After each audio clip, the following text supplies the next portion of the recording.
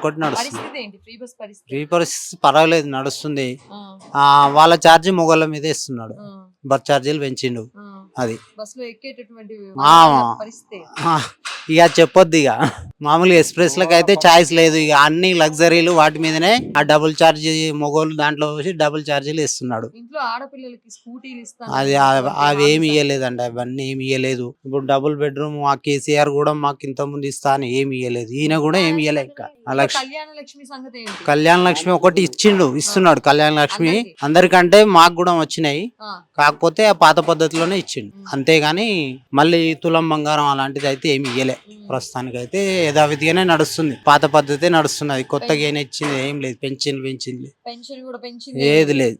ఏం ఏంటి పెంచాలి. అసలు ఈ కాంగ్రెస్ ప్రభుత్వం వచ్చిన తర్వాత ఇప్పుడు కేసీఆర్ టిఆర్ఎస్ బిఆర్ఎస్ పార్టీ ఏదైతే ఉందో అది ప్రజలు వద్దు అని చెప్పేసి కాంగ్రెస్ ఓటేసి తెచ్చుకున్నారు. అవును. పొందినటువంటి లబ్ధి ఏంటి? పొందినంటే లబ్ధి ఏది లేదు. అదొకటి మహాలక్ష్మి పథకం, అదొకటి బస్సు, అంతకు మించి ఇంకేం లేదు. ఆ గ్యాస్ సబ్సిడీ కూడా ఒక 5 times వేసిండు, తర్వాత బంద్ చేసిండు. మాకు ఏం కూడా ఇస్తలేడు. గ్యాస్ లేదు. ఇప్పుడు ఆ కరెంట్ బిల్ ఒకటి నడుస్తుంది. కరెంట్ బిల్ ఒకటి కంటిన్యూ చేస్తున్నాడు. ప్లస్ అది బస్ అంతే. ఏ ప్రభుత్వం మంచిగా నడిచింది?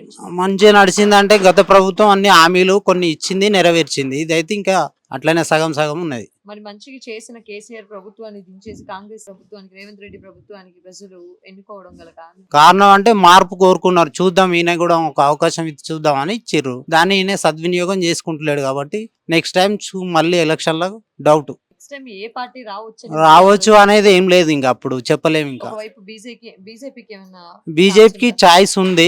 ఆ బీజేపీ కూడా కొంచెం వాళ్ళు కరెక్ట్ ఉంటే బీజేపీకి ఉంటుంది ఛాయిస్. బీజేపీ వైపు నుంచి తెలంగాణ రాష్ట్రానికి లేదా సెంట్రల్ నుంచి గానీ ఎటువంటి సపోర్ట్ అన్న ఉందా?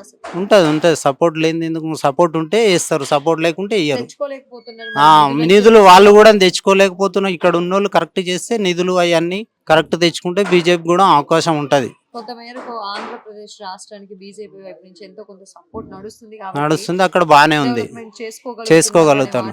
ఇక్కడ లేదంటారా? ఇక్కడ కూడా ఉంది. వాళ్ళు ఇక్కడ ఉన్న నాయకులు కరెక్ట్ చేస్తే, కరెక్ట్ పాటిస్తే వాళ్ళకు కూడా అవకాశం ఉంటది. ఇప్పటిలాగా ఇట్లనే వాళ్ళు కూడా మామూలుగా ఉంటే ఇక మళ్ళీ టీఆర్ఎస్ లేకపోతే మళ్ళీ కాంగ్రెస్ ఇదే వాళ్ళు కరెక్ట్ చేస్తే ఓకే, వాళ్ళకు కూడా ఛాయిస్ ఇచ్చి చూస్తారు. కొంతవరకు బీఆర్ఎస్ రావచ్చేమో ఉంది ఛాయిస్. దాని ఉండొచ్చు.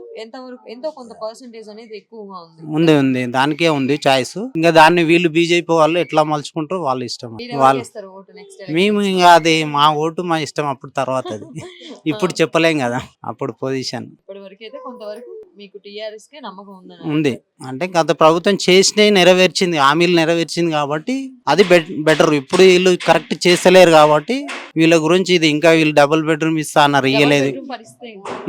ఇంతవరకు ఎవరికైతే ఇవ్వలేదు కాంగ్రెస్ ప్రభుత్వం. మరి గత ప్రభుత్వం వాళ్ళు ఇచ్చినయే ఇప్పుడు నడుస్తున్నాయి. ఇప్పుడు మళ్ళీ ఇస్తా అని అన్నారు కానీ ఏమి మళ్ళీ ఎంక్వైరీ లేదు, ఏం లేదు.